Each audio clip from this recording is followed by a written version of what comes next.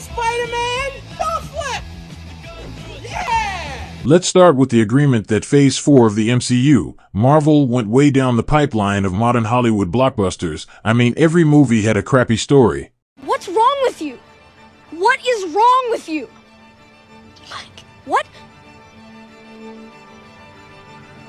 Crappy CGI and even cringe-worthy acting performances. The TV shows were no better. They were simply filler content that kept the arc of most characters right where Endgame left off.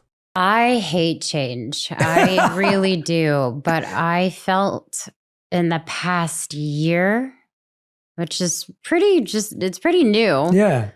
I have really, really embraced the uncomfortableness of change. And I think it's because I get so exhausted of the same thing over and over again. The cocktail of MCU success stories made Black Widow movie watchable as we wanted to know what Natasha was up to during Civil War and Infinity War, but after the viewing experience I am pretty sure I no longer require another installment in the Black Widow department of the MCU. This is garbage. I can say I bled for garbage. So this is meaningless. No, this is nothing. Who made that movie? Black Widow grossed $376 million on a $200 million production budget. Yeah, the movie most definitely didn't break even. The film flopped at the box office. The money, Skylar. Where is the rest? The story of the Black Widow movie was quite simple. Natasha Romanoff is running from U.S. government after Sokovia Accords went south, just like Ant-Man being under house arrest. Close-up magic. I learned that. Instead of the Red Room, Natasha should have dealt with a version of Khan who was in control of the Red Room. Her story should have been about Victor Timely, a time-traveling businessman from the past whom we would have met in Loki Season 2. Her story should have been about her stopping Khan, or at least discovering secrets of Khan for the Avengers to find out in the future. This would have kept Black Widow essentially a part of Phase 4 and 5. Black Widow, at the end of her solo movie, loses to Kang and Kang escapes through his tech. That should have been the ending. The ending Natasha Romanoff and her fans deserved. A worthy ending to her chapter. What's she doing? What's she doing? Drain the... Oh my god! You're killing me, woman! Hiya! Shang-Chi and the Legend of the Ten Rings, the second movie in Phase 4, movie should have focused more on the rings and how the rings were connected to Kang the Conqueror. Who sent the rings here to MCU 616? Why did he do that? What mysteries lies behind the Rings of Powers? Who is Shang-Chi's father, Su-Wen-Wu? Did he beat Kang in some kind of combat? Is that why Shang-Chi's mother passed away? All interesting hypotheses, but no, Marvel and Disney decided to go through the old bad father-son relationship routine, boring as vanilla ice cream. Just why? Why? Eternals, the third release in MCU Phase 4, was about the Celestials, god-like beings, who could create new planets out of thin air. But for Celestial to be born, they have to have been planted in a planet with life. Like what? A Celestial can create planets, but only a planet with life could give birth to a Celestial. What the heck?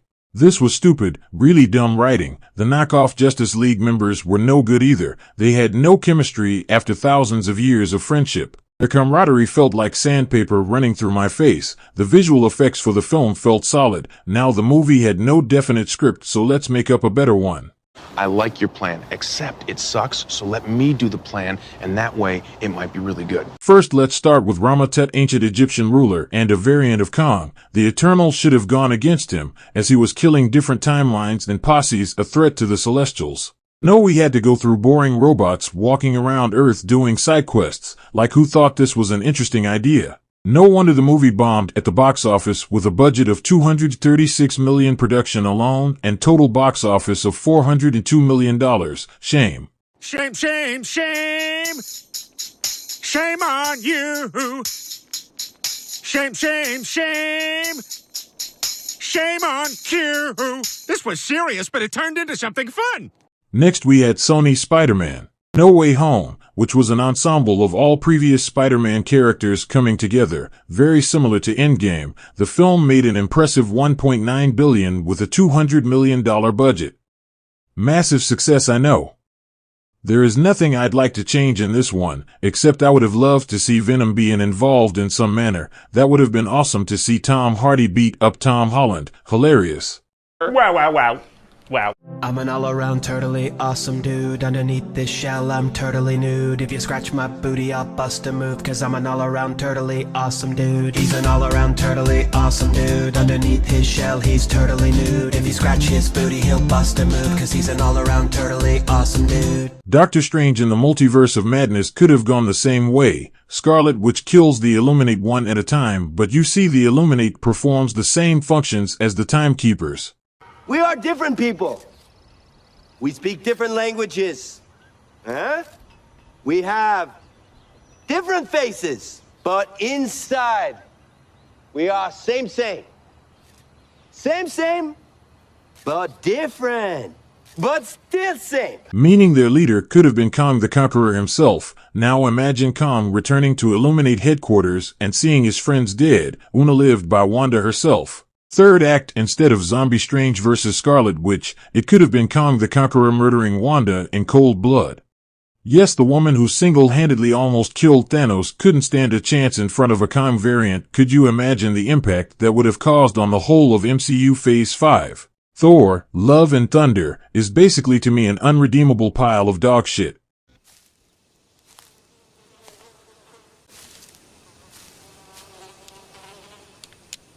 That is one big pile of shit. But could you imagine Gorr going on full war against the gods and eventually ending up fighting Thor and Zeus, them teaming up against Gorr, who has the Venom symbiote in him? Eyes, lungs, pancreas. So many snacks, so little time. You imagine an Endgame style finale where all the gods versus Gorr, fighting them all at once.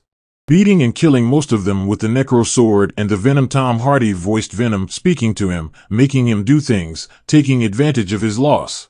Oh boy, that would have been a better film than Nerf Thor, who could shit through his mouth. Oh no, there goes Taika Waititi and Disney's plan of emasculating every male character. It's funny. I can't actually remember the last time you were the one risking something. And by the way, the women are always saving the men around here. You might want to think about changing the name to X-Women. Black Panther Wakanda Forever was simply a girl power movie. Nope, don't argue with me or say otherwise. The only reason they didn't recast Chadwick Boseman is so they could amplify Disney's woke agenda. Female leads everywhere. Female badass characters everywhere. Female is the future, or whatever. You see, that's what's important. Having a well-constructed story or a well-written screenplay isn't enough. The 1,000-year-old Namor himself was nerfed, in my opinion.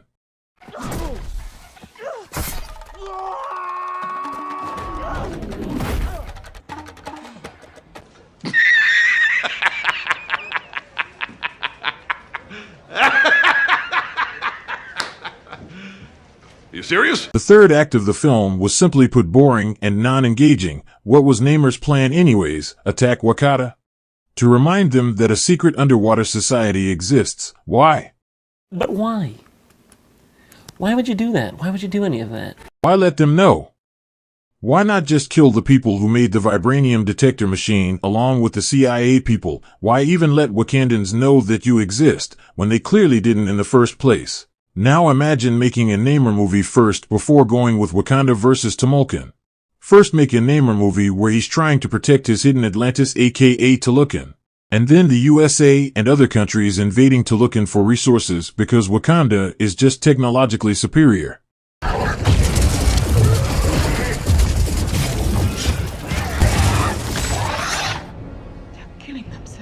Now imagine both of these countries, Wakanda and Talokan, joining hands to fight colonizers like France, Russian, Germans, and the United States. That would be been way cooler than what we actually got. This is shit. It's shit. Get it off me, Frost. Get it off. It's shit. It's shit. Coming to the Phase 4 TV shows. It all started with WandaVision, a semi-interesting concept for Marvel, unique style that got thrown away for a classic Marvel bad guy versus good guy finale. Actually, it's gonna be super easy, barely an inconvenience. Oh, really? Instead of letting terrorist hostage kidnapper and serial killer Wanda Maximoff go, the CIA and FBI should have joined hands with Doctor Strange to bring her down. Wow. Crazy. You crazy girl. Or since Wong is the Sorcerer Supreme, it could have been Wanda versus Wong. Her imaginary children could go to hell, they don't matter, hilarious, that should have been the show. This is what I like to call my told you so dance. I told you so, I told you so, I told you so, I told you so, I told you so. The Falcon and the Winter Soldier dealt with racism in America and lingering impacts on black youth. The Flag Smashers were clearly a reference to Antifa. Normalizing such violence from one demographic and especially the young isn't a good idea. Sam Wilson clearly stating, don't call them terrorists. Like what? The terrorists only set us back a bit. You have to stop calling them terrorists.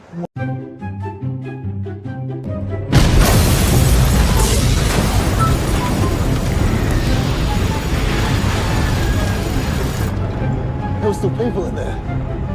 This is the only language these people understand. These spoiled terrorists tried to kill you and your buddies along with a bunch of politicians some time ago. Why wouldn't you want to call them terrorists? This show never made any sense. You see, if they had introduced Sam Wilson as Captain America through a movie first, then they would have had to face backlash from Steve Rogers fans. That's normal. That's pretty true. That's true, and yeah, that's true. That's true. That's true. That's pretty true. That's pretty true. I mean, that's true. Yeah. Just like Star Wars Rey and Luke Skywalker, Disney learned their lesson. So instead of fans comparing Steve Rogers with Sam Wilson, they will compare Sam Wilson with John Walker's Captain America. Sneaky little hobbitses. Wicked, tricksy, fierce. Sneaky Disney. Instead of all these shenanigans, they should have focused on old Steve Rogers and Isaiah Bradley's story. That would have been even better. Two old super soldiers mending their sorrows together with Sam Wilson's help and getting back at the US government officials who conducted experiments and contained Isaiah Bradley in prison. Beautiful. Beyond compare. Now that would have been a better story. But no, Disney had to go with the girl power route. They had to make it about the current homeless situations in Los Angeles and California. Of course, that's the safest route. A potential for a great show wasted. You ruined my life!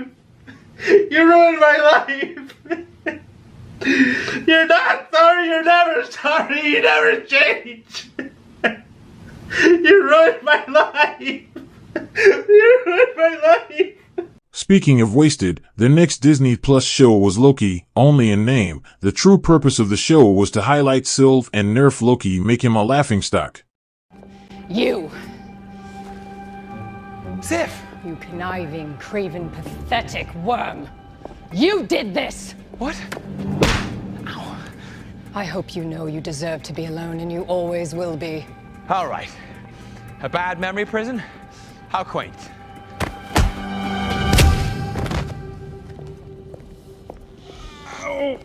What even was the point of having Loki as the secondary lead, if the show was about Sylve and her heroic journey? Like, WTF was the point? I don't even know how to save this show.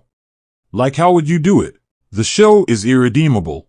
And I will rain down on a godly fucking firestorm upon you. You're gonna have to call the fucking United Nations and get a fucking binding resolution to keep me from fucking destroying you. I am talking scorched earth, motherfucker. I will massacre you. I will fuck you up! What if shows were of an anthology series coming together in the finale? Nothing to complain about, the show was perfect. A little too focused on kids, that's all. Maybe have more stakes. Should have killed Thor in that show for impact. Odinson, Crown Prince of Asgard. You've been chosen. Hawkeye TV series wasn't even about Hawkeye. It was quite literally like the Loki show. It was about Kate Bishop, a Hawkeye wannabe, who gets into all kinds of messes. The show had a Home Alone meets Spider-Man Homecoming vibe, with all the dog eating pizza and then Russian cartoonish bad guys and Kingpin surviving and getting struck by a car and all. Hawkeye was never about having a seriously show. It was more like a Christmas present, so I am gonna let it slide. Moon Knight. First, remove the character of Layla. She's a nuisance and a Mary Sue girl boss. We don't want that here. Secondly, no blackouts.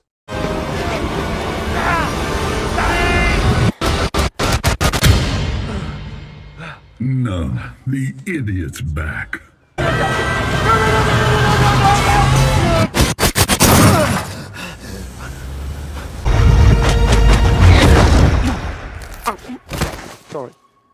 let's all just like chill the F out and talk for a second.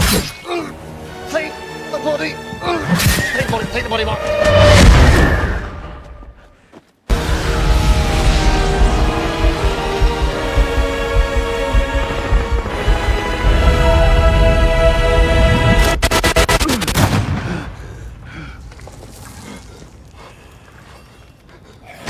We paid Disney to see the action, not the aftermath of action set pieces. Blasphemy. The show should have been about Jake Lockley, not Stephen Grant or Mark Spector.